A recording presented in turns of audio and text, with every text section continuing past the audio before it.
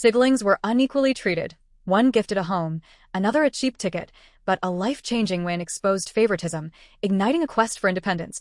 My name is Emily, and from a young age, I learned a bitter lesson. In my family, love was never distributed equally. My older brother Michael was always the golden child in my parents' eyes. He wasn't just praised on every occasion. He was given the best of everything our family had to offer. And me, I was the shadow in the background, the one they remembered only when chores needed doing or when they wanted to compare someone to Michael to boost his praise even more. I still remember that Christmas when I was 7. Michael tore open the biggest box under the tree and screamed with joy when he saw the newest gaming console. My parents beamed, and my mom even pulled out her phone to record this special moment. I sat quietly waiting for my turn, trying not to get my hopes up too much. My gift? A gray t-shirt from a clearance rack. Tag, still on. $3.99 with a logo of some plumbing company on it. Too big, too ugly, and way too obvious that no one had bothered to choose it for me. My mom just smiled and said, "Sweetie, you should learn to be content. Michael's older. He needs more important things." I forced a smile, then sat in the corner watching Michael play his new game, the screen's glow lighting up his thrilled face, while I blinked back the sting in my eyes. Holidays never got better. For Michael's 16th birthday, they threw a huge outdoor party. There was a live band. It was held at a lakeside park, and they gave him a brand new Ford with a big red bow on the hood. Practically the whole neighborhood showed up. For me, I got to invite 2 friends over for frozen pizza at home, sitting under the weak yellow light in the living room. My birthday gift? A cheap notebook and a ballpoint pen. Not even a cute one, just the kind people hand out for free at job fairs. "You're practical," my dad said. "You don't need anything fancy." But Michael got all the fancy things, even though he never had to ask. When he went to college, my parents covered his full tuition and gave him monthly spending money. As for me, I got a stack of student loan applications and a long lecture about growing up and being independent. No one asked if I was okay, if I had enough to eat, or if I was exhausted from working late-night shifts. I used to believe that if I just worked harder, things would change. But by the time I graduated, that last bit of hope had shattered. Michael was welcomed home with a big backyard celebration, confetti poppers, a 3-tiered cake, cheers from relatives. My parents gave him a starter home in the northern suburbs as a reward for all his hard work. Me? I walked into our small dining room where only my parents sat along with a takeout box of fast food. They handed me a plain, white envelope. I hoped it might be a small check to help cover my remaining tuition debt. But inside was a $2 scratch-off lottery ticket. Just for fun, my mom said cheerfully, like it was the cutest little joke. "Maybe you'll hit it big." I looked up at them. Neither of them looked guilty or even awkward. My dad shrugged. "You know how it is." All our money went into Michael's house. I smiled, a tired, hollow smile. I folded the ticket, tucked it into the pocket of my worn coat, and nodded. But inside, I wasn't angry. I was empty. Turns out I was never part of the real plan in my family. And now, I was beginning to understand that if I wanted a place in this world, I'd have to make it myself without expecting anyone to hand it to me. After that silent graduation dinner, I packed everything I owned, some old clothes, a beat-up laptop, and a chipped red suitcase, and left the house I never truly felt welcome in. I rented a tiny studio apartment in downtown Cincinnati, where car horns at midnight and the orange glow of streetlights replaced the cold silence of my parents' home. My apartment was barely big enough for a single bed, a small desk, and a noisy electric stove that buzzed every time I turned it on. The walls were stained off-white. The pipes leaked when it got cold. And arguments from the neighbors passed through paper-thin walls. But at least it was mine. No one belittled me. No one compared me to Michael. No one told me I should be grateful for discount clothes during the holidays. I worked 2 jobs to survive. During the day, I was a marketing assistant at a small billboard company. At night, I worked at a bakery near the market, serving customers, wiping tables, and taking out the trash until nearly midnight. In those first weeks, I'd come home with aching feet, hands smelling like flour and fryer grease. But I felt lighter than I ever had back home. My family rarely texted, never called to ask how I was doing. In the family group chat, where I was still technically included, everything still revolved around Michael. My mom would send photos of him posing with his new car, or smiling in their newly remodeled living room for the 3rd time. My dad sent videos of Michael and his girlfriend vacationing in Florida with a caption, "The kid deserves it all." I was never part of those conversations. Even when I dropped in a simple check-in, "How's everyone doing?" the replies were just a few half-hearted emojis. Sometimes I wondered if I disappeared, would anyone even notice? The $2 lottery ticket my mom gave me on graduation night still sat in the drawer next to the kitchen, buried under a few coins, a dried-out pen, and an overdue electric bill. I never bothered to scratch it. To me, It was a bitter reminder that in my parents' eyes, that's all I was worth, a vague chance instead of a real investment. Every night, I'd pass that drawer. Sometimes I'd run my fingers over the wrinkled edge of the ticket, then shut it again. I told myself I was used to being overlooked, that I didn't need anyone's approval. But sometimes, in those quietest hours, I'd still hear my mother's voice echoing in my mind. Michael needs more. Like a splinter under my skin, I carried it with me even in sleep. Then one Friday evening, I was invited to a small party hosted by a coworker. While I sat quietly at the dessert table, a girl named Olivia from the creative team started chatting with me.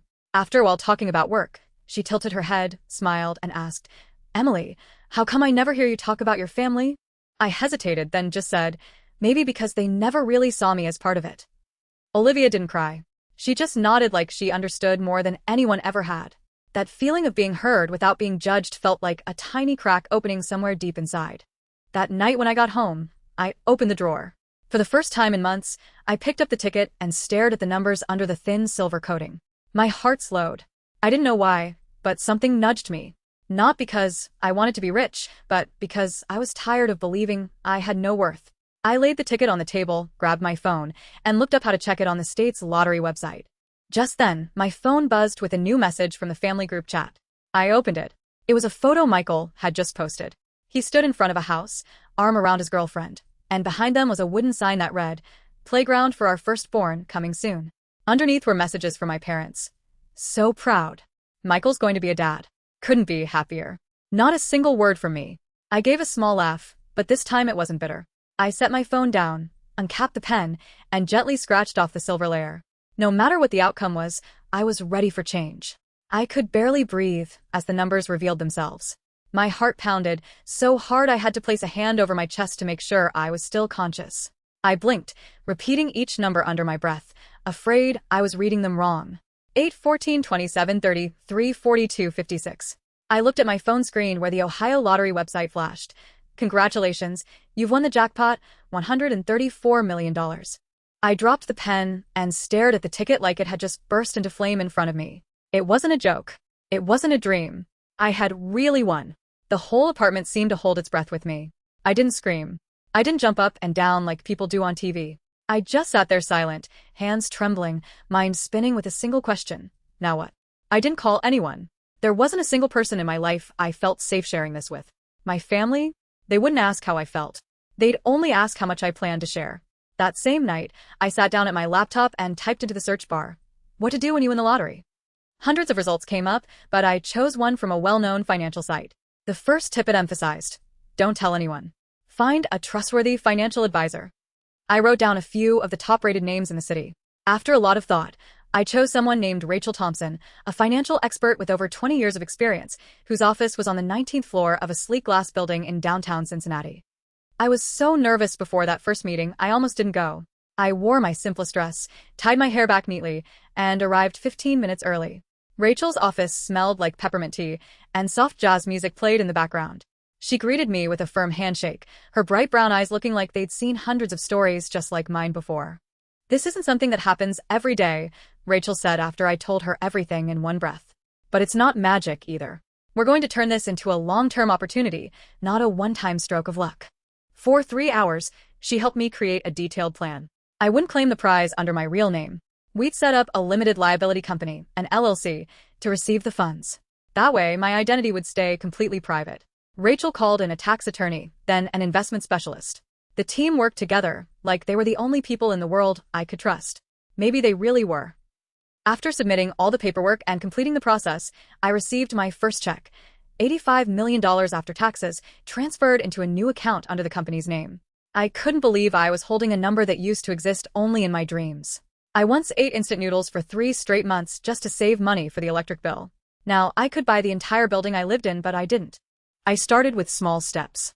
Paid off my student loans, cleared all my credit card balances, moved out of my old apartment and into a small, quiet house in the suburbs where the maple trees turned a brilliant red every fall. No mansion, no sports car. I bought a gray hybrid Lexus, sleek, classy, but low profile.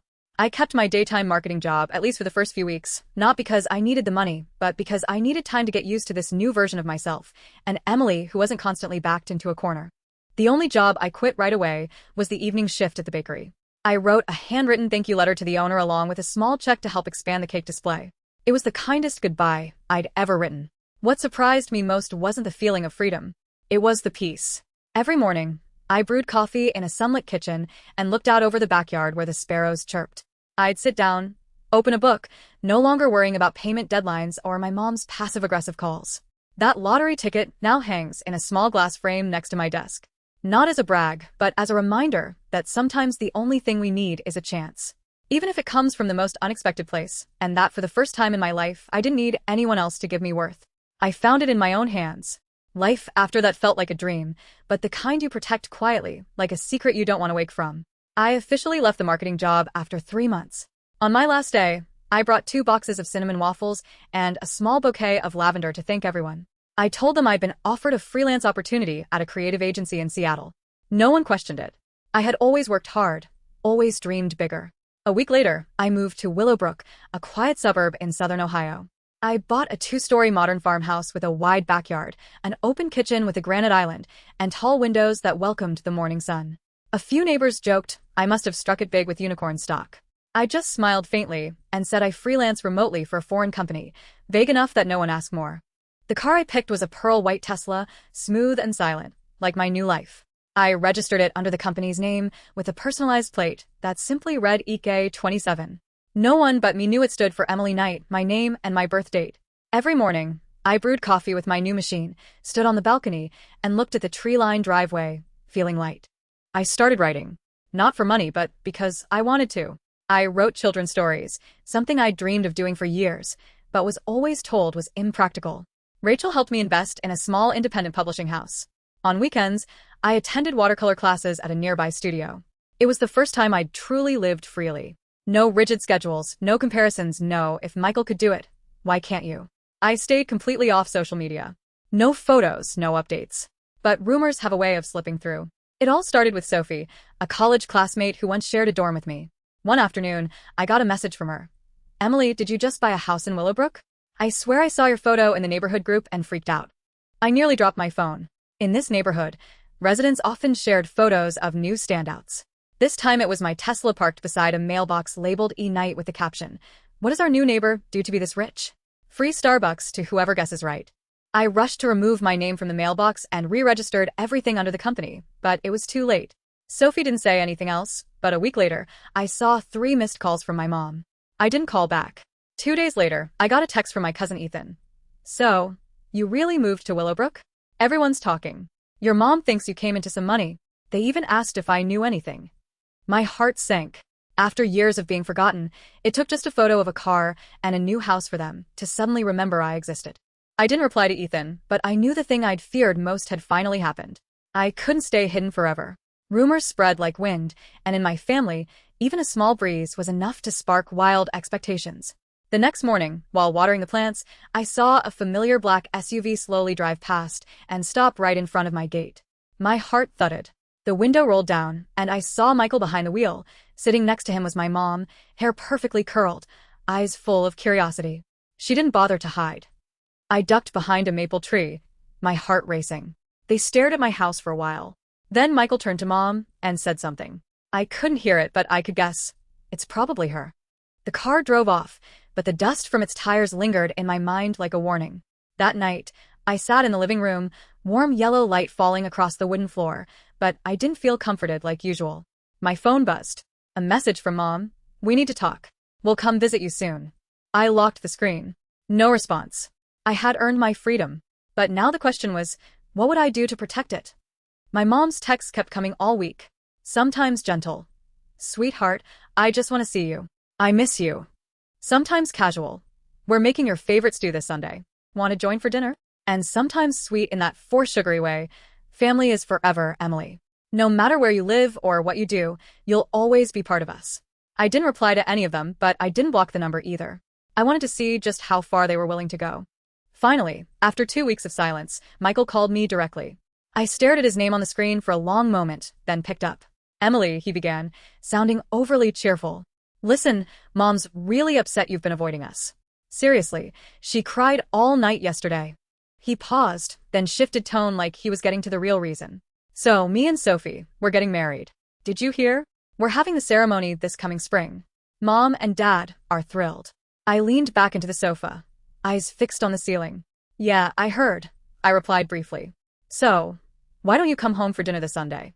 The whole family will be there. Just come for fun. We're still family, right? I stayed silent for a moment, then agreed. Part of me wanted to know what they really wanted. Another part wanted to remind myself why I had walked away in the first place. Sunday night, I drove to the old house. The one I used to believe would one day love me back if I just tried hard enough. Same white picket fence, same stone walkway, same old swing still dangling under the porch. But I wasn't the girl who stood there waiting for praise anymore. Mom opened the door and hugged me just a little too tightly. "You're so skinny," she said, then walked straight to the kitchen without waiting for a reply. Dad gave a nod, like I was a guest. Michael patted me hard on the back, like we were long-lost friends reunited after vacation. Dinner went exactly how I expected. Conversation entirely about Michael and Sophie. Mom showed off the dress they picked. Dad talked about how they'd decorate the backyard for the wedding. I just sat there, smiled faintly, picked up my food, and counted the minutes until the performance ended. As dessert arrived, Mom tapped her spoon gently against her glass, the soft clink ringing out like a signal. "I have something to say," she began, eyes fixed on me. "Michael and Sophie are really excited for the wedding, but, putting together a proper ceremony and expanding the house so they can move in, it's going to cost quite a bit." I set my glass down. My hand was steady. I was ready.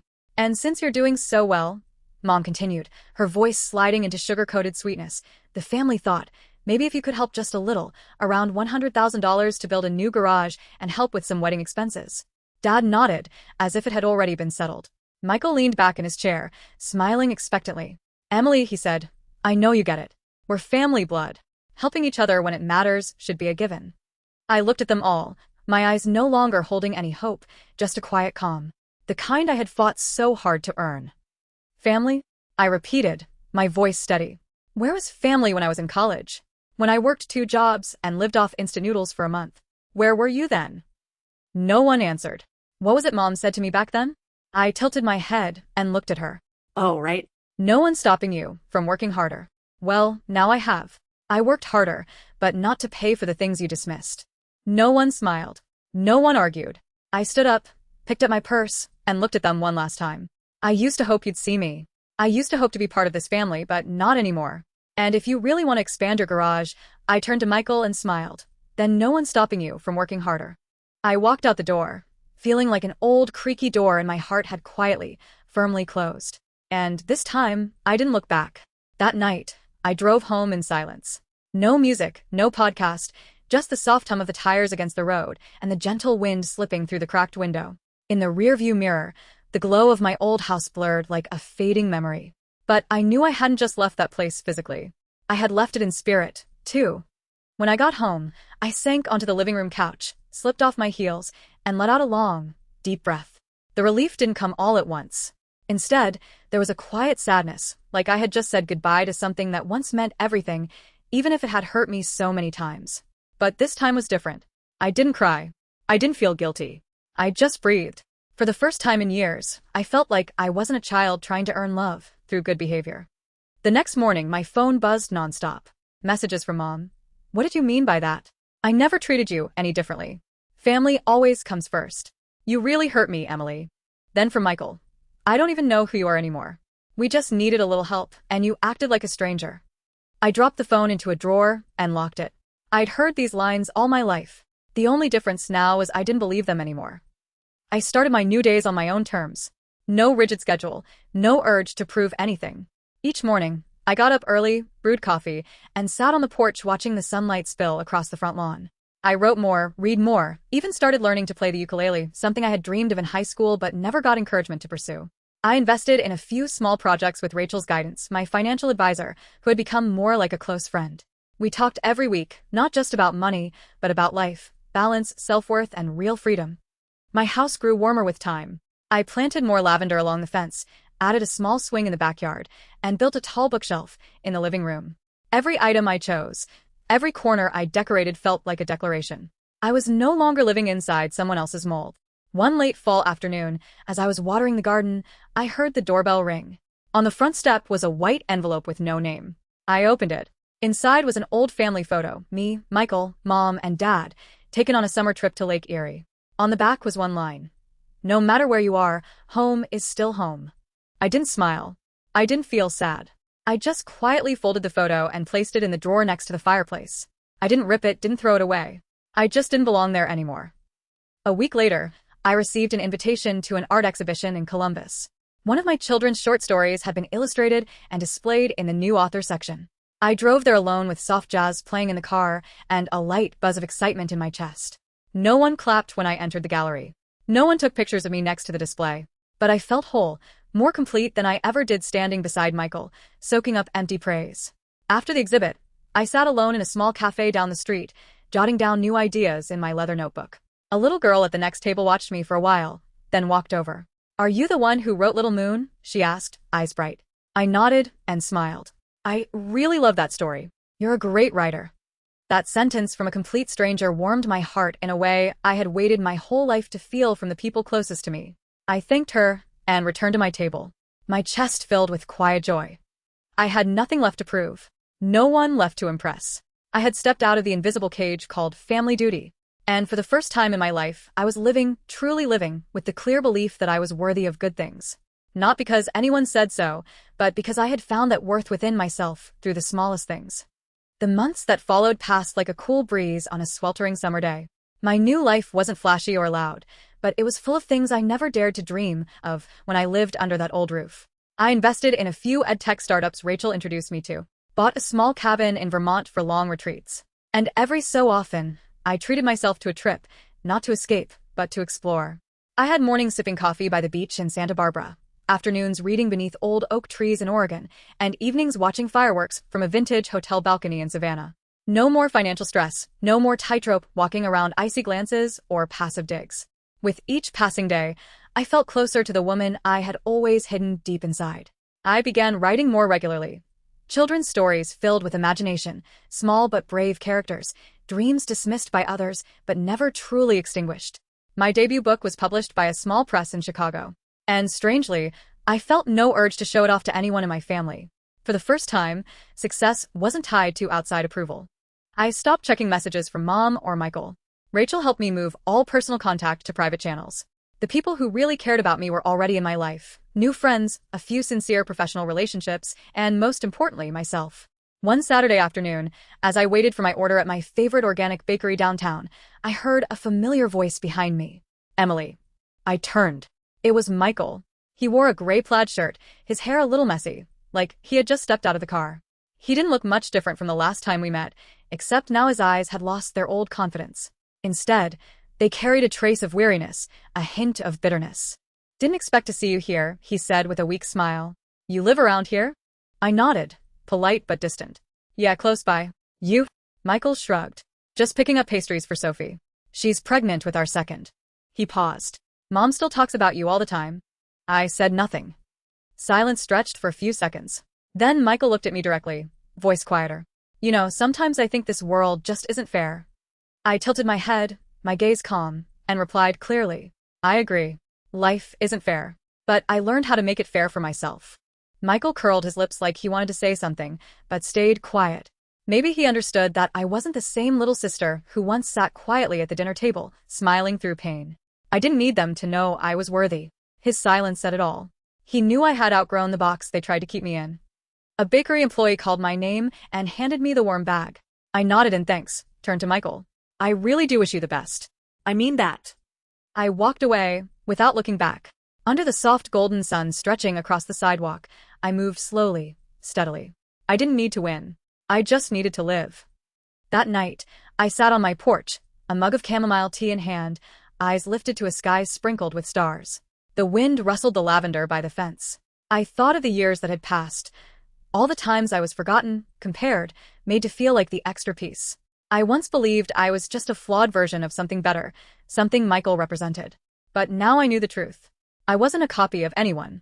I was Emily, someone who had been overlooked, dismissed, but also someone who rose and rebuilt a life from the pieces. Is life unfair? Maybe, but I made it fair with my own hands and my own belief, and the freedom I have now, no one can take that away.